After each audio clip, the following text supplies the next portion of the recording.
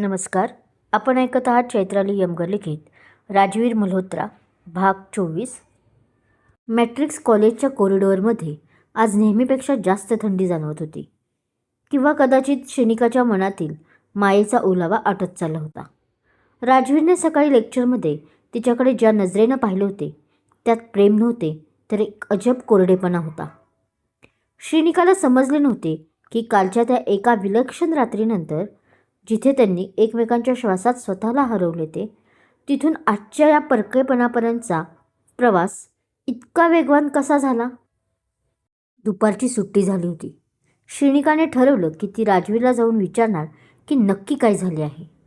तिने तिच्या हातातील नोट्स नीट केल्या आणि जड पावलाने राजवीरच्या केबिनकडे निघाली. पण तिथे पोहोचण्यापूर्वीच तिला धक्का बसला.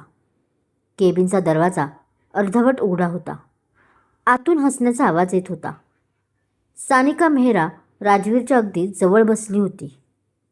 तिने आपला हात राजवीरच्या खांद्यावर ठेवला होता आणि राजवीरने तिला बाजूला सारले नव्हते.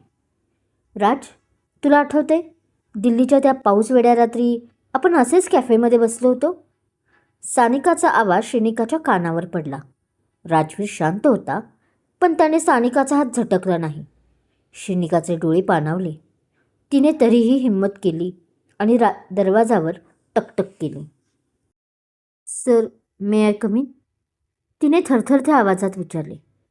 मिस क्षणिका, तुम्हाला किती वेळा सांगावं की विनाकारण माझ्या केबिनमध्ये आत येत जाऊ नका? तुम्हाला काही शंका असेल तर ट्युटोरियल लेक्चरमध्ये विचारा. राजवीरने मान वर केली. त्याच्या नजरेत एक तीक्ष्ण धार होती. पण सर, ते नोट्सबद्दल... क्षणिका बोलता बोलता थांबली. नोट्स किशोरकडून घेऊन जा आणि प्लीज माझा वेळ वाया घालू नका. सानिका मॅडमशी मी एका महत्त्वाच्या प्रोजेक्टवर चर्चा करतोय, राजवीरने अत्यंत तुच्छतेनं म्हटलं. सानिकाने क्षणिकाकडे बघून एक विजयी हास्य दिले. येस क्षणिका, जा आता. प्रोफेसरांना खूप काम असतं, तुला नाही समजणार ते. क्षणिका तिथे एक क्षणही उभी राहू शकली नाही. ती धावत बाहेर आली. तिचे पाय लटपटत होते. तिला वाटले की तिचे जग कोसळले आहे. ज्या राजवीरवर तिने स्वतःपेक्षा जास्त विश्वास ठेवला होता, तो आज एका दुसऱ्या स्त्रीसाठी तिचा अपमान करत होता. कॅन्टीनच्या कोपऱ्यात क्षणिका रडत बसली होती. शुभू आणि बन्या तिला समजवण्याचा प्रयत्न करत होते, पण तिचे रडू थांबत नव्हते. तितक्यात तिथे रोहित आला. रोहितला आता सर्व सत्य माहीत होते, पण राजवीरचे हे अचानक बदललेले वागणे त्यालाही खटकत होते. श्री, रडू नकोस ग. सर असं का वागतायत हे मलाही समजत नाहीये, पण काहीतरी मोठं कारण असणार. रोहितने तिच्या डोक्यावर हात ठेवला. रोहित, त्यांना आता माझी गरज उरली नाहीये. सानिका त्यांच्या पास्टमध्ये होती आणि आता ती त्यांच्या प्रेझेंटमध्येही आली आहे. मी फक्त एक करार होते त्यांच्यासाठी, क्षणिका हुंदके देत म्हणाली. रोहितने तिला सावरले. चल, आपण बाहेर जाऊया. या वातावरणाची गरज नाहीये. रोहित क्षणिकाला घेऊन बागेत गेला. त्याने तिला पाणी दिले आणि तिला शांत करण्याचा प्रयत्न केला. लांबून राजवीर आपल्या केबिनच्या खिडकीतून हे सर्व बघत होता. त्याचे हात मुठीत आवळले गेले होते. त्याला वाटत होतं की जाऊन रोहितला तिथून खेचावं आणि क्षणिकाला आपल्या मिठीत घ्यावं, पण सानिकाची ती धमकी त्याच्या डोळ्यासमोर नाचत होती. जर तू क्षणिकाशी संबंध तोडले नाहीस तर गज्जू भाऊ तिच्या आजीला संपून टाकेल. राजवीरच्या डोळ्यातून पाणी आले. त्याने रागाच्या भरात टेबलावरची फाईल फेकून दिली. मला माफ कर श्री, मी तुला वाचवण्यासाठीच तुझ्यापासून लांब जातोय, पण हे किती काळ चालेल?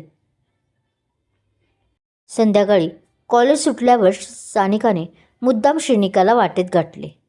क्षणिका बसस्टॉपवर उभी होती. सानिकाने आपली लाल कार तिच्यासमोर थांबवली. बस क्षणिका, तुला घरी सोडते, सानिकाने मोठ्या मनाने म्हटले. नको मॅडम, मी बसने जाईन. क्षणिकाने नकार दिला. अगं बस ना, मला तुला राजवीरबद्दल काही फोटो दाखवायचे आहेत. तुला वाटतंय ना तो खूप प्रामाणिक आहे?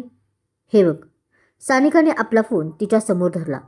फोनमध्ये राजवीर आणि सानिकाचे काही जुने फोटो होते. एका फोटोत राजवीर सानिकाला अंगठी घालत होता. हे आमच्या एंगेजमेंटचे फोटो आहेत. राजवीरनं फक्त दत्ताजीरावांच्या भीतीमुळे दिल्ली सोडली, मला सोडून नाही. तो आजही माझ्या संपर्कात होता. त्याने तुझ्याशी लग्न केलं कारण त्याला गज्जूभाईच्या लोकांची नजर तुझ्यावर वळवायची होती. जेणेकरून मी स्वतः सुरक्षित राहील. श्रीनिकाचे पाय जमिनीला खिळले. हे खोटं आहे. त्यांनी माझ्यासाठी जीव धोक्यात घातलाय. पोरी, तू लहान आहेस. तुला वाटतो तो तुझा हिरो आहे. नाही, तो एक पक्का खेळाडू आहे. त्याने रोहितला सुद्धा आपल्या जाळ्यात ओढले.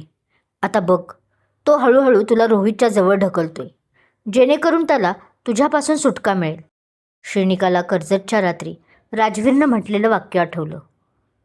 रोहित तुझ्याजवळ आला की मला जळजळ होते, पण आता त्याचं वागणं पूर्णपणे उलटं होतं. तिचं डोकं भणाणून गेलं. त्या रात्री श्रीनिकाला घरी गेल्यावर खूप मळमळू लागलं. तिला सतत चक्कर येत होती. मायाजींनी तिची अवस्था पाहिली आणि त्यांना काळजी वाटली. श्री, काय झालं गं? तू खूप फिक्कट पडली आहेस. आजीनं तिचं डोकं दाबलं. काही नाही आजी, फक्त कॉलेजमध्ये ताण होता. श्रीनिकाने लपवण्याचा प्रयत्न केला, पण तिला जाणवत होतं की तिच्या शरीरात काहीतरी बदल होत आहेत. तिचे पिरियड्सही मिस झाले होते.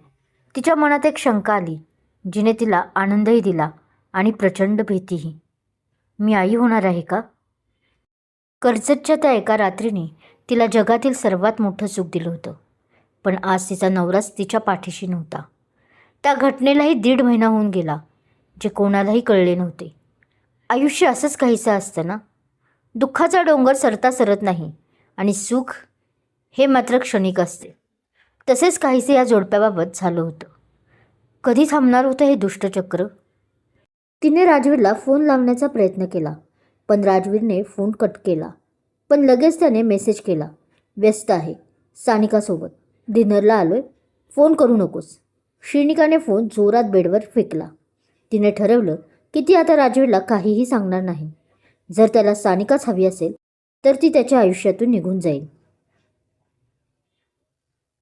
दुसऱ्या दिवशी श्रीनिका कॉलेजमध्ये आली, पण तिची अवस्था खूपच खराब होती. एक कॉमन लेक्चर सुरू असतानाच तिला चक्कर आली आणि ती बेंचवर कोसळली. श्री, रोहित ओरडला आणि त्याने धावत जाऊन तिला पकडले.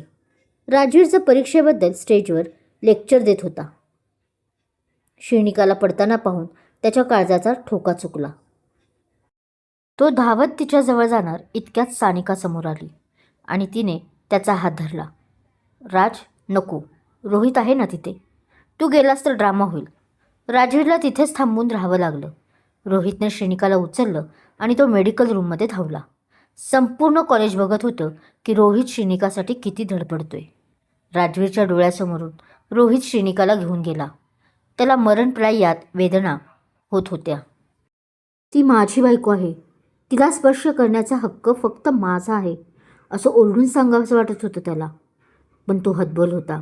मेडिकल रूममध्ये श्रीनिका शुद्धीवर आली तेव्हा समोर रोहित बसला होता. श्री, तू ठीक आहेस ना?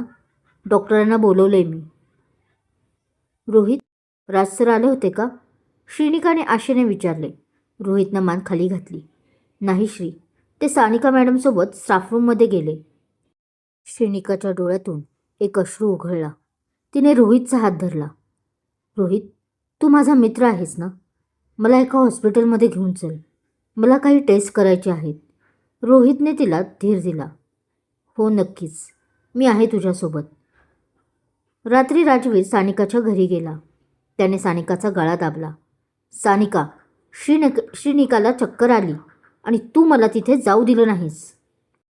जर तिला काही झालं तर मी तुला सोडणार नाही.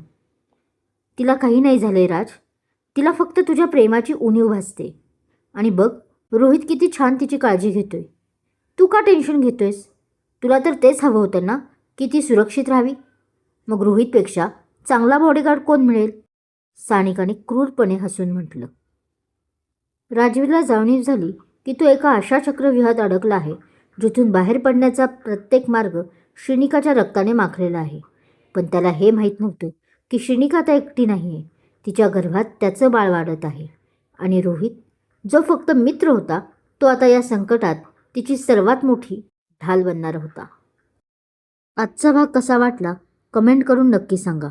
कथा आवडल्यास लाईक करा, शेअर करा आणि हो, चॅनलला अजून सबस्क्राईब केलं नसेल तर नक्की करा. धन्यवाद.